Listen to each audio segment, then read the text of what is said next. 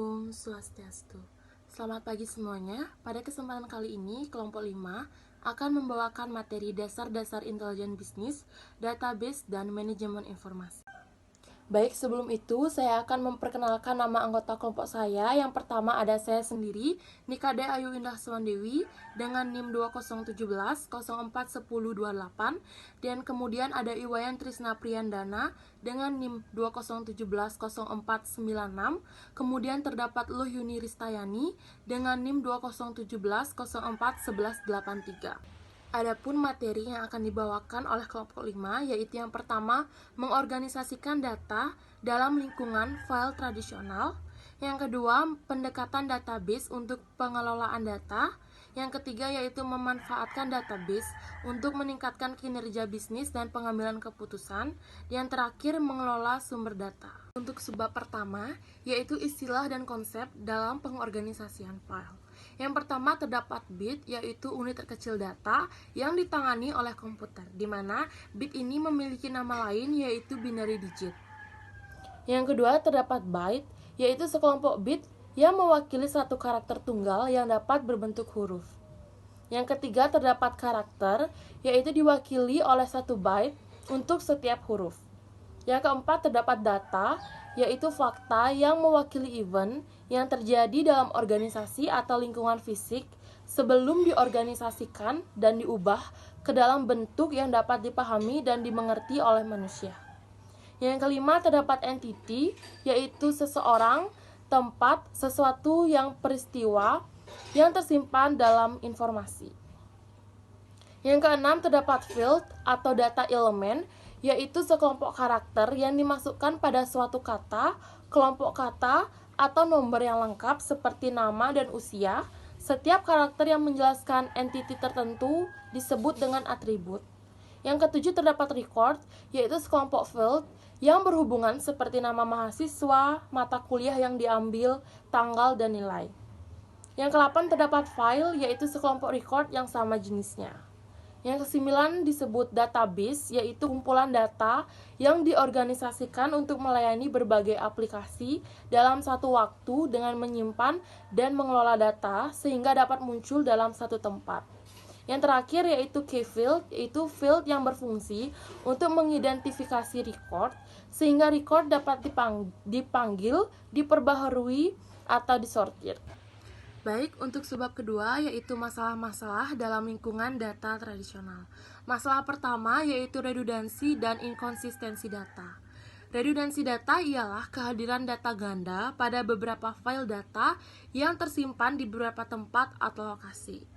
Redundansi data terjadi ketika kelompok-kelompok yang berbeda pada sebuah organisasi secara independen mengumpulkan data yang sama dan menyimpannya masing-masing. Untuk inkonsistensi data ialah di mana atribut-atribut yang sama memiliki nilai yang berbeda. Kebingungan dapat terjadi dalam sistem pengkodaan untuk mewakili nilai dari sebuah atribut. Yang kedua terdapat ketergantungan program.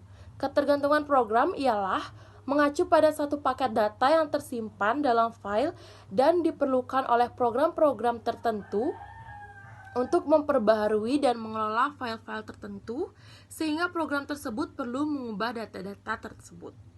Yang ketiga yaitu kurangnya fleksibilitas, di mana sistem file tradisional dapat mengirimkan laporan secara rutin sesuai dengan jadwal yang sesuai, upaya memprogramkan yang ekstensif. Namun tidak dapat mengirim laporan-laporan ad hoc, yaitu hanya diperlukan pada situasi khusus saja. Yang keempat terdapat sistem keamanan yang buruk. Karena longgarnya pengendalian atau pengelolaan terhadap data, akses, dan dapat menyebarkan informasi menjadi tidak terkendali. Yang kelima terdapat kurangnya ketersediaan dan pendistribusian data. Karena bagian-bagian informasi yang terdapat pada file-file yang berbeda dan bagian-bagian organisasi tidak dapat dihubungkan satu sama lain, jelas adalah tidak mungkin untuk mendistribusikan dan mengakses informasi pada waktu yang bersamaan. Om Swastiastu. Perkenalkan, nama saya Luh Yuni Ristayani dengan NIM 2017041183.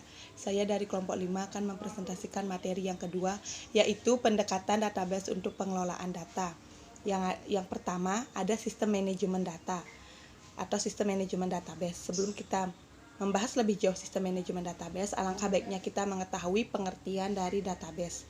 Database adalah perangkat lunak yang memungkinkan suatu organisasi memusatkan data, mengelola secara efisien, dan menyelesaikan akses terhadap data yang disimpan oleh program aplikasi pada perusahaan. Sistem manajemen database terbagi menjadi 4 bagian. Yang pertama, bagaimana DBMS menyelesaikan masalah-masalah dalam lingkungan file tradisional. Sebelum kita membahas lebih jauh, alangkah baiknya kita mengetahui pengertian DBMS. DBMS adalah Database Management System, yaitu perangkat lunak yang digunakan untuk mengelola database. Bagaimana DBMS menyelesaikan masalah-masalah pada lingkungan file tradisional, yaitu dengan meminimalisir atau mengurangi atau mengecilkan data-data pada perusahaan yang dikira sama atau mempunyai persamaan, sehingga bisa mengelola data tersebut dengan sangat baik. Yang kedua ada DBMS relasional. DBMS relasional menjadikan data menjadi tabel 2 dimensi yang digunakan sebagai file. Yang ketiga ada operasi DBMS relasional. Operasi DBMS relasional, tabel dalam DBMS relasional dapat dikombinasikan menjadi file yang dikirim oleh pengguna. Dan tabel dari DBMS relasional dapat juga dikombinasikan dengan tabel-tabel yang lain sehingga membentuk file untuk perusahaan. Yang keempat ada database non-relasional dan database pada sistem cloud computing. Database non-relasional. Database non-relasional yaitu database yang lebih fleksibel dan dirancang untuk mengelola data-data yang lebih besar agar saat dimasukkan ke software dapat dipergunakan oleh perusahaan secara optimal. Yang kedua, database pada sistem cloud computing. Database pada sistem cloud computing merupakan kebalikan dari database non-relasional. Database sistem cloud computing mempunyai data yang lebih besar, pekerjaan yang lebih berat, dan data tersebut tidak dapat difleksibelkan seperti database non-relasional. Selanjutnya yang nomor 2 ada kapabilitas sistem manajemen database. Kapabilitas sistem manajemen database merupakan perangkat lunak atau software untuk mendefinisikan data, atau bisa disebut juga sebagai kamus data yang digunakan untuk memodifikasi data. Selain itu, kapabilitas sistem manajemen database juga terdapat meminta data dan melaporkan data. Tujuannya untuk memodifikasi data dan memanipulasi data. Yang nomor 3 ada merancang database. Merancang database memerlukan rancangan fisik dan rancangan konsep dalam database. Terdapat normalisasi dan diagram relasi entitas. Normalisasi yaitu merupakan kelompok-kelompok data yang rumit yang terdapat pada database, sedangkan diagram relasi entitas merupakan kombinasi untuk menyatukan data-data rumit tersebut. Saya akan melanjutkan materi nomor 3 yaitu memanfaatkan database untuk meningkatkan kinerja bisnis dan pengambilan keputusan. Terdapat tantangan dalam menangani besarnya volume data, tapi bisa diatasi melalui kemampuan DBMS dalam mengelola dan menyimpan data-data besar, sehingga tantangan tersebut bisa diatasi. Materi selanjutnya ada infrastruktur intelijen bisnis. Terdapat 4 kemampuan dalam infrastruktur intelijen bisnis. Yang pertama data warehouse dan data mart. Data warehouse adalah data historis dan data terkini, sedangkan data mart merupakan bagian dari data warehouse tetapi diringkas atau dikhususkan pada jenis penanganan data tertentu. Bagian kemampuan intelijen bisnis yang kedua ada Hadoop.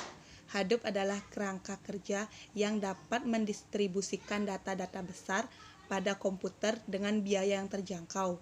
Yang ketiga ada komputasi dalam memori. Komputasi dalam memori adalah salah satu cara dalam memfasilitasi data besar. Komputasi dalam memori mengandalkan memori utama pada komputer tersebut untuk menyimpan data perusahaan. Yang keempat ada platform analitis.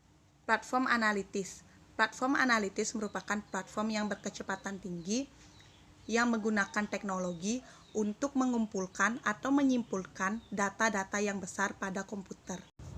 Perangkat analitis terdiri dari hubungan, pola, dan tren. Perangkat analitis berbeda dengan platform analitis Kalau platform analitis merupakan intelijen dari infrastruktur bisnis. Kalau perangkat analitis merupakan perangkat yang berdiri sendiri tanpa adanya platform lain yang membantunya. Dalam perangkat analitis terdapat pemrosesan analitis online atau disebut dengan OLAP. OLAP adalah mendukung analisis data yang multidimensi, memungkinkan para pengguna untuk melihat data yang sama dengan cara yang berbeda. Nomor 2 ada data mining. Data mining lebih terdorong pada penemuan. Data mining memberikan wawasan pada korporat untuk mencari data-data yang tersembunyi pada OLAP. Yang ketiga ada text mining dan web mining. Text mining yaitu menganalisis transkrip untuk mengukur pendapatan pelanggan mengenai perusahaan. Yang kedua ada web mining. Web mining yaitu membantu mereka dalam memahami perilaku konsumen dan evaluasi keberhasilan dari pemasaran. Yang terakhir yaitu database dan web. Database yaitu kumpulan data yang disimpan secara sistematis dalam komputer yang dapat diolah menggunakan software. Yang selanjutnya ada web, yaitu sumber utama dari data besar. Baik, sekian pemaparan atau presentasi materi dari materi 2 dan 3 yang disampaikan kepada saya. Jika ada salah kata, saya mohon maaf dan saya tutup dengan Parama Santi. Om Santi Santi Santi Om. Waktu dan tempat saya persilahkan kepada teman selanjutnya, yaitu Trisna. Baik, terima kasih atas kesempatannya. Sebelumnya, perkenalkan nama saya Iwayan Trisna Priandana dengan NIM 2017041096. Pada kesempatan kali ini, di sini saya akan melanjutkan presentasi dari kelompok saya, yaitu mengenai materi mengelola sumber data. Dalam mengelola sumber data, agar dapat memastikan bahwa data bagi bisnis yang dijalankan tetap akurat, dapat diandalkan, dan siap tersedia bagi mereka yang memerlukan, maka dibutuhkan suatu kebijakan dan prosedur khusus untuk manajemen data tersebut. Jadi, dalam mengelola sumber data tersebut, terdapat 2 poin penting yang harus diperhatikan, yaitu menetapkan kebijakan informasi dan memastikan kualitas data. Jadi yang pertama yaitu menetapkan kebijakan informasi. Nah, jadi apa sih itu menetapkan kebijakan informasi? Kebijakan informasi tersebut adalah suatu tindakan dalam menentukan aturan organisasi di dalam bagian penyebaran, perolehan, standarisasi, klasifikasi, dan penyimpanan suatu informasi. Bisnis yang berskala besar maupun berskala kecil itu sangat memerlukan yang namanya kebijakan informasi. Nah, data perusahaan merupakan sumber daya yang sangat penting. Jadi di mana sangat diperlukan memiliki aturan-aturan mengenai bagaimana data tersebut diorganisasikan dan dipertahankan. Bagi bisnis yang berskala kecil, maka kebijakan informasi akan ditetapkan dan diimplementasikan oleh pemilik atau seorang manajer. Nah, sedangkan dalam organisasi atau perusahaan berskala besar, pengelolaan dan perencanaan informasi sebagai sumber daya perusahaan membutuhkan fungsi administrasi ataupun data formal. Yang kedua yaitu memastikan kualitas data. Nah, jadi di dalam memastikan kualitas data ini, basis data dan kebijakan informasi dirancang dengan baik dan akan berlanjut pada jaminan bahwa suatu perusahaan akan memiliki informasi yang dibutuhkan. Nah, informasi yang digunakan sebagai data dapat diandalkan dan mempunyai kualitas yang baik serta berguna bagi perusahaan untuk pengambilan suatu keputusan. Nah, langkah tambahan yang harus diambil untuk memastikan data dalam database tersebut akurat dan tetap dapat diandalkan, maka diperlukan analisis kualitas data yang sering diawali dengan audit kualitas data, di mana survei terstruktur tentang keakuratan dan tingkat kelengkapan data dalam suatu sistem informasi tersebut dapat dilakukan dengan mensurvei seluruh data file. Nah, jadi di dalam pembersihan data juga dikenal dengan istilah sebutan data scrubbing. Data scrubbing tersebut terdiri dari kegiatan untuk mendeteksi dan memperbaiki data dalam database yang tidak benar, tidak lengkap, atau yang berlebihan. Pembersihan data tidak hanya memperbaiki kesalahan, tetapi juga diterapkan konsistensi antar kumpulan data yang berbeda yang berasal dari sistem informasi yang terpisah. Sekian presentasi dari saya. Apabila terdapat kesalahan kata yang disengaja maupun yang tidak disengaja, mohon dimaafkan. Untuk waktu dan tempat saya kembalikan ke moderator. Terima kasih. Sekian video presentasi dari kelompok 5. Kami mohon maaf jika terdapat kesalahan kata. Kami tutup dengan Parama Santi. Om Santi Santi Santi Om.